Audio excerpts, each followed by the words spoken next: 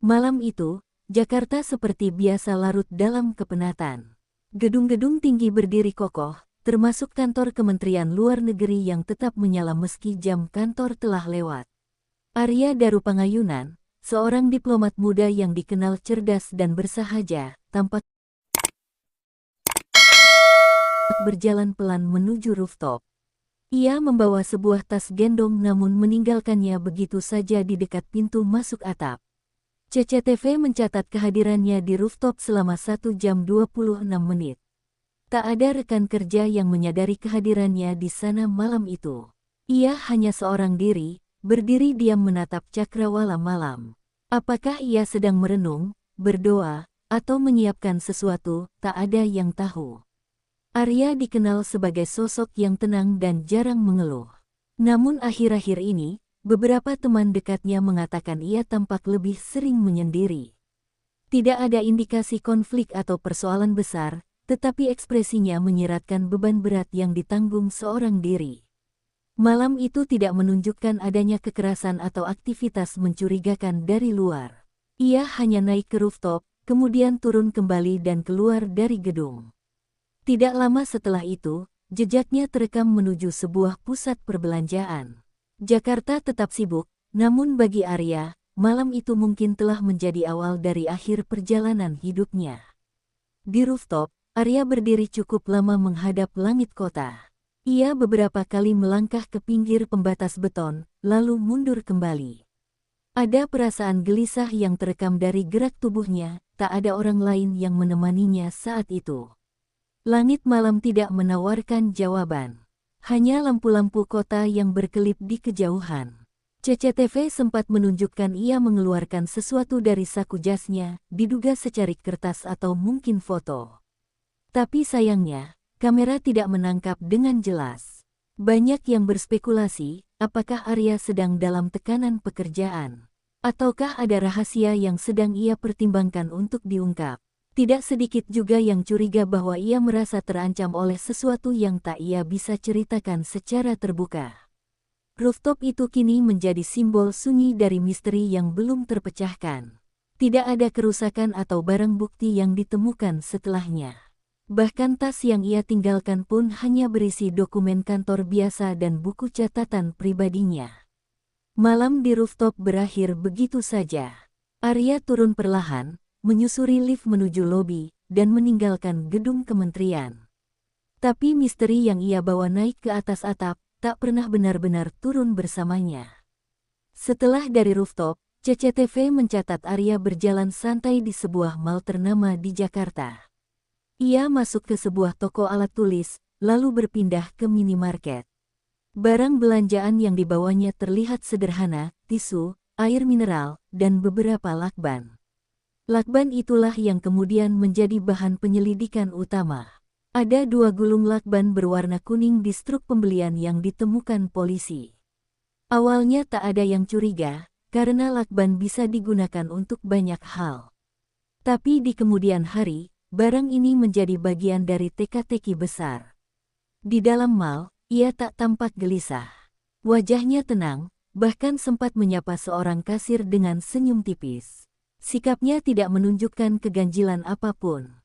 Ia lalu meninggalkan mall dan kembali ke kosan di kawasan Jakarta Selatan. Tidak ada tanda bahwa ia diikuti. CCTV mall dan jalanan sekitar tidak memperlihatkan adanya sosok mencurigakan di belakangnya. Namun yang janggal, semua aktivitasnya terasa terlalu rapi, seperti bagian dari sebuah perencanaan yang terstruktur. Sore menjelang malam itu ditutup dengan Arya memasuki kamar kosnya. Setelah pintu tertutup, tidak ada yang tahu apa yang benar-benar terjadi di dalam kamar itu malam itu. Arya kembali ke kamar kosnya menjelang malam. Kos tersebut berada di kawasan elit Jakarta Selatan, dekat dengan kantornya, dan dikenal cukup aman. Ia masuk tanpa banyak bicara, tidak terlihat bertemu siapapun di sekitar, dan langsung mengunci pintu dari dalam. Tetangga kamar tidak mendengar suara aneh, hanya senyap seperti biasanya. Istrinya yang tinggal terpisah sempat mencoba menghubungi via WhatsApp, namun tak ada respons. Biasanya Arya cepat membalas, bahkan hanya dengan stiker jika sibuk. Malam itu, notifikasi hanya centang satu. Tidak lama kemudian, nomor Arya tampak offline. Kegelisahan mulai muncul sejak malam berganti dini hari.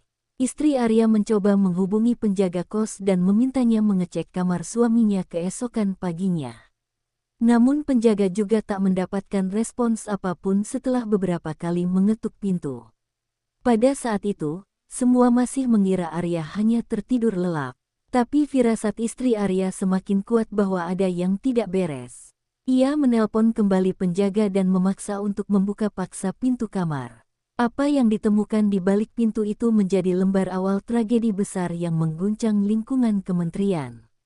Sekitar pukul 8.15 pagi pada Selasa, penjaga kos dengan bantuan satu penghuni lain mendobrak pintu kamar Arya. Jendela kamar ternyata sudah dalam posisi terbuka sebagian, seperti dicongkel dari dalam.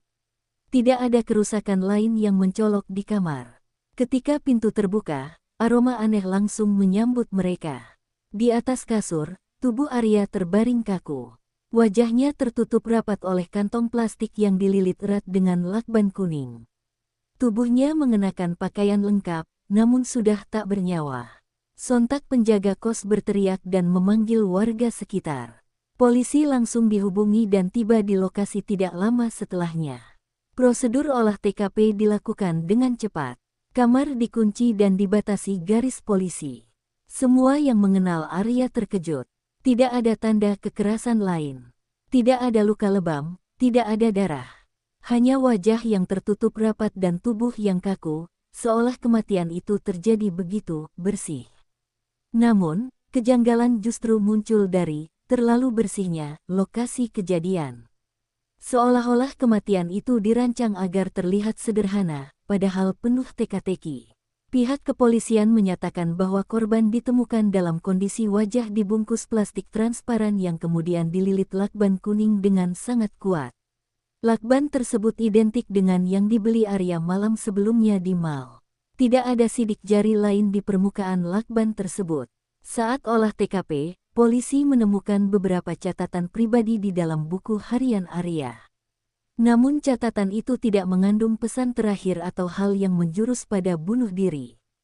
Sebaliknya, tulisan-tulisannya justru berisi rencana kerja dan agenda rapat. Kamar Arya tidak menunjukkan tanda perlawanan. Namun satu hal yang mengganjal, kantong plastik dan lakban yang digunakan tidak memiliki tanda dipotong dari dalam.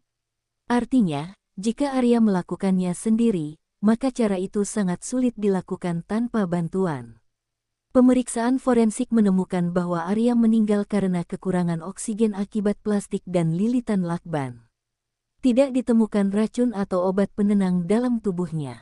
Ini membuat dugaan pembunuhan perlahan menguat. Namun siapa yang masuk kamar? Bagaimana cara pelaku masuk jika pintu terkunci dari dalam? Atau mungkinkah semua ini benar-benar dilakukan Arya sendiri? Pertanyaan-pertanyaan ini menghantui keluarga dan penyidik. Kabar kematian diplomat muda ini langsung menyebar ke lingkungan Kemlu. Beberapa pejabat senior tampak terkejut, sebagian lainnya memilih diam. Arya adalah pegawai muda berbakat yang memiliki karir cemerlang dan penugasan internasional sebelumnya. Pihak kementerian memberikan pernyataan resmi yang netral, menunggu hasil penyelidikan kepolisian. Sementara itu, rekan-rekannya di kantor menyampaikan duka mendalam namun juga mempertanyakan apakah Arya sedang dalam tekanan tertentu. Polisi mulai memanggil saksi-saksi, termasuk penjaga kos, tetangga kamar, istri korban, dan kasir tempat Arya berbelanja. Semua dimintai keterangan dan pencocokan alibi. Namun belum ada saksi yang melihat orang lain masuk ke kamar Arya malam itu. Dari pihak keluarga, tekanan semakin tinggi agar kasus ini diusut tuntas. Ayah Arya yang juga mantan pejabat menyampaikan bahwa anaknya tidak memiliki masalah pribadi yang berarti. Ia yakin anaknya bukan orang yang mudah menyerah. Namun di balik tekanan publik itu, polisi menyadari mereka sedang berhadapan dengan teka-teki psikologis dan teknis yang sangat rumit. Tidak ada motif yang jelas, tidak ada pelaku yang teridentifikasi, hanya misteri yang makin dalam. Salah satu temuan mengejutkan datang dari forensik, plastik dan lakban yang digunakan identik dengan barang yang dibeli Arya sendiri. Hal ini memunculkan teori bahwa Arya mungkin mencoba melakukan eksperimen psikologis yang berujung maut. Namun teori ini dibantah keras oleh keluarga. Mereka menyatakan bahwa Arya bukan tipe yang tertarik pada eksperimen ekstrim, apalagi berbahaya. Ia bahkan dikenal berhati-hati, bahkan soal makanan. Beberapa ahli psikologi juga dilibatkan. Mereka menilai bahwa cara kematian Arya sangat tidak lazim jika dilakukan secara sukarela. Sebab tekanan lakban pada wajah begitu erat dan berlapis-lapis, sulit dilakukan sendiri tanpa bantuan atau alat khusus. Polisi juga mulai menelusuri kemungkinan rekayasa digital, apakah Arya menerima ancaman, email mencurigakan, atau tekanan melalui media sosial. Namun hingga saat itu, belum ada hasil signifikan. Satu hal yang semakin menguat, apapun motifnya, kematian Arya adalah hasil dari skenario yang sangat terencana, namun dibungkus dalam seolah-olah tindakan pribadi. Penyelidikan menemui jalan buntu. Tidak ada saksi, tidak ada pelaku, dan tidak ada motif kuat. Bahkan laptop Arya yang disita tidak mengandung file mencurigakan atau komunikasi yang mengarah pada tekanan psikis atau ancaman. Pihak kepolisian mengakui bahwa kasus ini sangat sulit. Mereka tidak bisa secara sembarangan menyebut bunuh diri, tapi juga belum menemukan bukti pembunuhan langsung. Semua kemungkinan masih terbuka. Tim ahli teknologi digital dan siber ikut terlibat untuk menggali jejak komunikasi korban dalam 48 jam terakhir. Namun hasilnya tetap nihil. Arya tidak mencurahkan isi hati kepada siapapun, bahkan kepada keluarganya sendiri. Kemlu mulai dihantui isu konspirasi. Beberapa pihak menduga ada rahasia negara atau tekanan politik yang berujung pada kematian ini. Namun juru bicara Kemlu membantah keras dan menegaskan Arya sedang dalam posisi administratif biasa, bukan menangani isu sensitif. Kematian Arya kini tidak hanya menjadi kasus pribadi, melainkan sudah menjadi misteri publik yang menyita perhatian nasional. Hingga akhir Juli tahun 2025, kepolisian belum menetapkan siapapun sebagai tersangka. Keterangan dari pihak medis hanya menyebutkan bahwa kematian Arya akibat asfiksia atau kekurangan oksigen. Namun bagaimana proses itu terjadi, tetap misterius. Keluarga Arya menggelar doa bersama secara tertutup dan meminta masyarakat untuk tidak berspekulasi liar. Namun publik terus bertanya, karena kasus ini meninggalkan terlalu banyak lubang yang belum terjawab. Rekan-rekan Arya di Kemenlu mengadakan peringatan kecil dan mengenangnya sebagai pribadi yang jujur dan penuh dedikasi. Mereka juga berharap kasus ini tidak tenggelam di balik kabar-kabar lain. Sementara itu, kamar kos Arya tetap dikosongkan dan dipasangi segel. Banyak yang percaya tempat itu menyimpan jejak terakhir dari teka-teki yang belum terpecahkan. Arya Darupangayunan telah tiada. Namun kisahnya belum usai. Ia pergi membawa misteri, dan negeri ini masih menunggu satu hal, kebenaran. Tonton terus